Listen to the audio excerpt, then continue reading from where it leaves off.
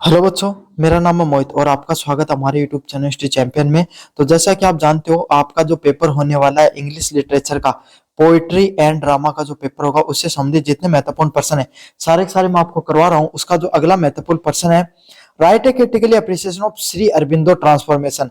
मतलब जो श्री अरबिंदो के द्वारा जो ट्रांसफॉर्मेशन नामक जो कविता लिखी गई, उसके अंदर क्या आपको क्रिटिकली अप्रिसिएशन करना है। मतलब ये देखो, क्रिटिकली अप्रिसिएशन वाला प्रश्न थीम वाला भी है भाई, है ना। इस प्रश्न को ऐसे पूछा जा सकता है कि थीम बताओ जो अरबिंदो के श्री अरबिंदो के द्वारा ट्रांसफॉर्मेशन में किस थीम पर आपके सामने लिखा गया है ना।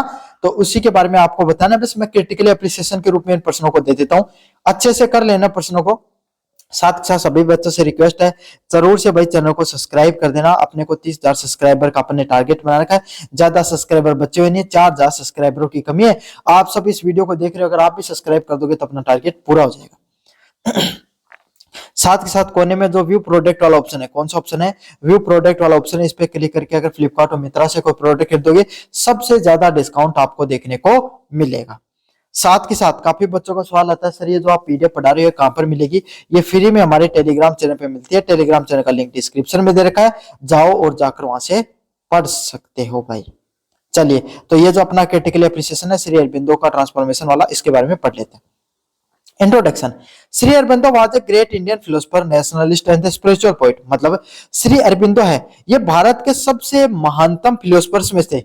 फिलोसफर्स कौन से होते हैं, जो मतलब आपके सामने ये समझ लो अध्यात्म की जो बात करते हैं, जो पूरी तरह धर्म की भी बात नहीं करते, पूरी तरह विज्ञान की भी नहीं बात करते, बीच के आपके सामने तर्कों के साथ बात बताने का काम करते हैं।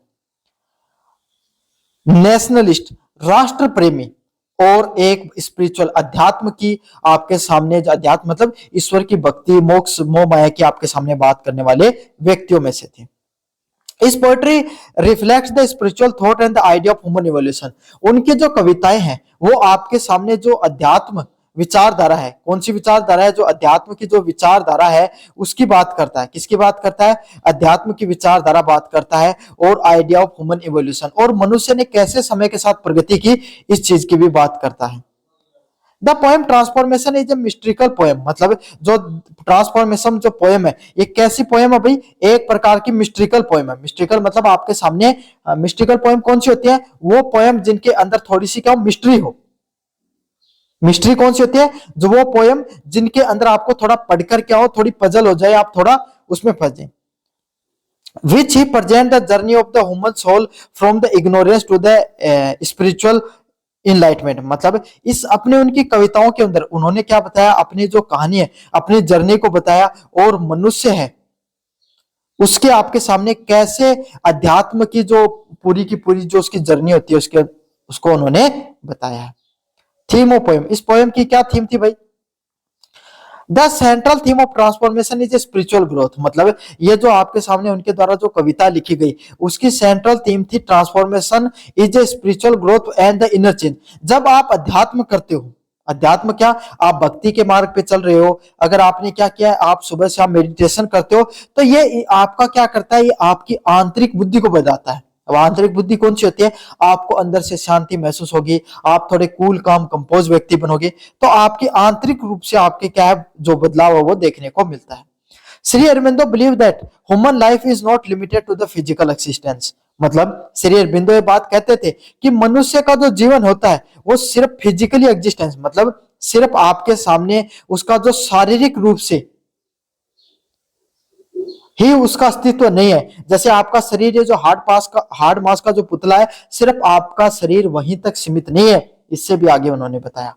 His thought spiritual awakening a person can rise a higher level of consciousness। मतलब उन्होंने बताया कि जो स्पिरिचुअल अवेकनिंग होती है, मतलब कोई भी इंसान जब अध्यात्म रूप से ऊपर उठता है, तो person can rise to the higher level of consciousness. तो उसकी जो सोचने की क्षमता है वो बहुत ही अलग लेवल तक पहुंच जाती है। क्या हो जाती है, उसके जो सोचने की जो क्षमता होती है वो बहुत ही ज्यादा अलग लेवल तक पहुंच जाती है। समझ में आ गया। तो उन्होंने यही बताया कि जो स्पिरिचुअल अवेकनिंग है, कोई भी इंसान जब अध्यात्म रूप से ऊपर बैठता है, ऊपर उठता है, भक्ति करता है, या फिर आपके सामने योग करता है, कुछ भी जो करता है, जो उस इंसान को क्या करता है, अंदर से जागरूक करती है, उस इंसान को और अंदर से आगे बढ़ाने का काम करती है। The poem describe how the soul move from darkness to the light, मतलब वो ये पोएम इस चीज के बारे में डिस्क्राइब करती है। क्या डिस्क्राइब करती है?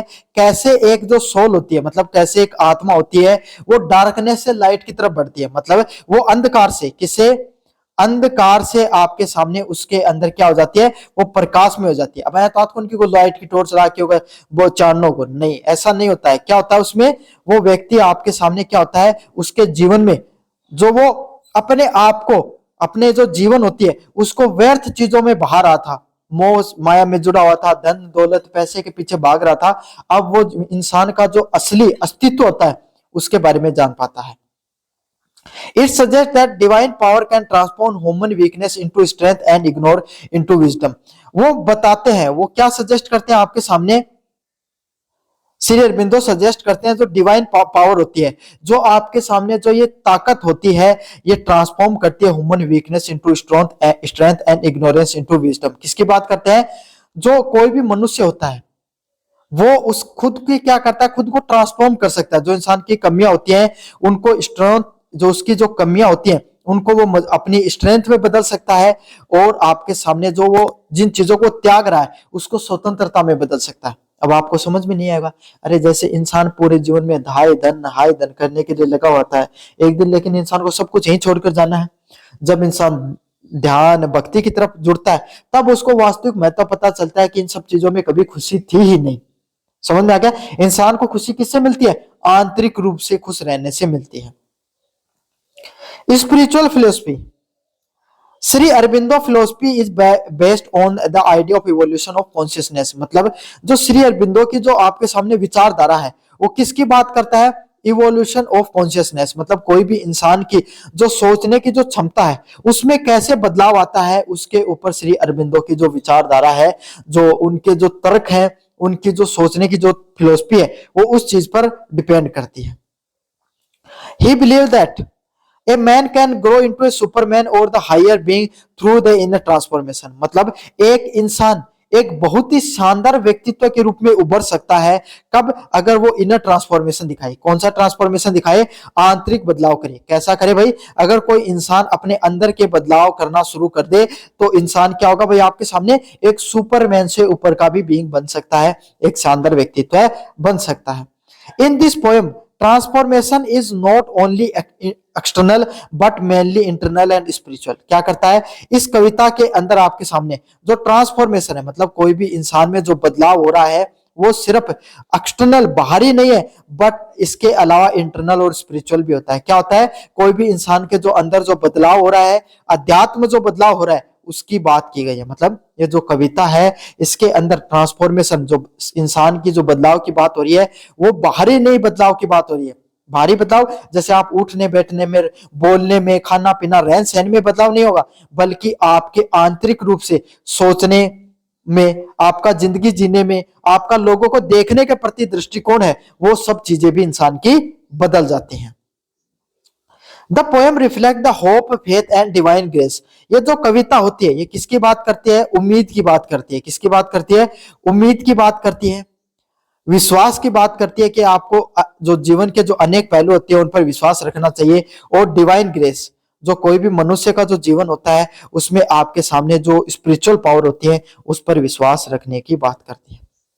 स्टाइल एंड लैंग्वेज, किस भाषा में उन्होंने इस साहित्य की रचना करी है, इस कविता या साहित्य की? इस language is of the poem is elevated and symbolic, मतलब उनके द्वारा जो पोएम का जो प्रयोग किया गया है वो एलिवेटेड है, मतलब सिंबॉलिक है। अलग अलग प्रकार के उन्होंने शब्दों के माध्यम से क्या किया है? अपने साहित्य को प्रकाश में करने का प्रयास किया है। He used the spiritual imaginary like light, fire and awakening, मतलब उन्होंने क्या किया? जो प्रकृति के जो अनेक पहलू हैं उसके बारे में बात की है। जैसे उन्होंने किसका उदाहरण दिया? लाइट का। किसका? प्रकाश का उदाहरण दिया। आग का उन्होंने उदाहरण दिया, और अवेकनिंग, कोई भी इंसान वक्त के साथ उसको कैसे जागरूक होना चाहिए उसकी बात की गई। तो जो आपके सामने श्री अरबिंदो है उनके द्वारा क्या किया गया? अलग अलग प्रकार के जो सिंबल है उसके माध्यम से कोई भी मनुष्य को जागरूक करने की बात की गई है।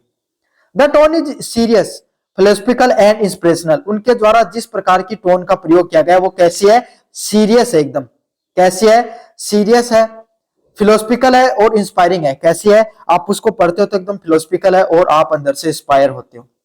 The poem has a rhythmic and the musical quality which add to the spiritual mood. मतलब उनके द्वारा जो पोएम लिखी गई, क्या किया गया? उनके द्वारा जो पोएम लिखी गई उसमें क्या था? रिदम में है। वो पोएम कैसी है? एक के बाद एक उसमें रिदम जुड़ता हुआ चला जाता है। उसमें म्यूजिकल क्वालिटी है। कैसी क्वालिटी है? म्यूजिक आपको सुनाई देता है।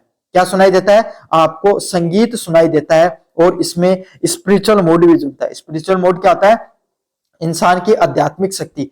कौन सी? आध्यात्मिक शक्ति भी जुड़ती है। समझ में आ गया?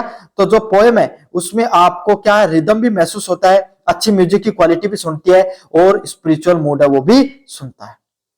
क्रिटिकली अप्रिसिएशन, किन किन चीजों की कमियां हैं? Transformation is a philosophical poem that express the optimism. जो ट्रांसफॉर्मेशन, जो समय में जो चीजों में बदलाव हो रहा है, ये फिलोसफिकल पोएम होती है जो किसके बारे में बात करती है? ऑप्टिमिज्म की बात करती है। किसकी बात करती है? ऑप्टिमिज्म की बात करती है। कोई भी इंसान होता है उसके जीवन में आशावादी जीवन जीने की बात करती है। It present the Shri Aurobindo's belief in human progress and divine evolution. ये जो आपके सामने जो श्री अरबिंदो है उसका कोई भी इंसान के जीवन में किस प्रकार से प्रगति करनी चाहिए उसके विश्वास की बात करता है।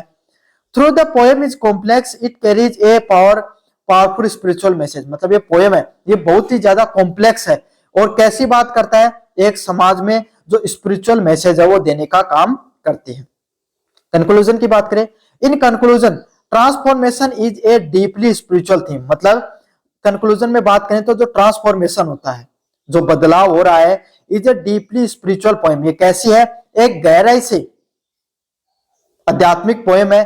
इस talk about the inner waking, ये कोई भी इंसान के अंदर से जागरूक होने की बात करता है, अंदर से बदलाव की बात करता है। Shri Aurobindo so that true transformation happens without the soul. मतलब जो श्री अरबिंदो इस चीज की बात करते हैं, कोई भी इंसान के जीवन में वास्तविक बदलाव जब तक नहीं हो सकता जब तक उसके अंदर की आत्मा जागृत नहीं हो सके। आत्मा जागृत मतलब देखो कोई भी संत महात्मा आदमी रही ना, है ना, उनका कुछ भी को नहीं, फिर भी देखो वो जिंदगी में कितना कुछ है। एक आदमी का सबके में फिर भी जिंदगी भर दुखी रहता है ना। तो इसी की बात की गई है। The poem inspire reader to seek the spiritual growth and higher consciousness. ये पोएम किसकी बात करता है? कोई भी इंसान को इंस्पायर करता है, पढ़ने वाले व्यक्ति को, कि कैसे उसको स्पिरिचुअल ग्रोथ करनी चाहिए और कैसे उसको अपने हायर कॉन्शियसनेस को अचीव करना चाहिए। तो ये थी आपके सामने, आपको जो क्रिटिकली अप्रिशिएशन करना था श्री अरबिंदो के द्वारा जो ट्रांसफॉर्मेशन नामक कविता लिखी है इसके बारे में अपने पढ़ा। कैसा लगा वीडियो जरूर से बताना, चैनल को जरूर से सब्सक्राइब कर देना। धन्यवाद।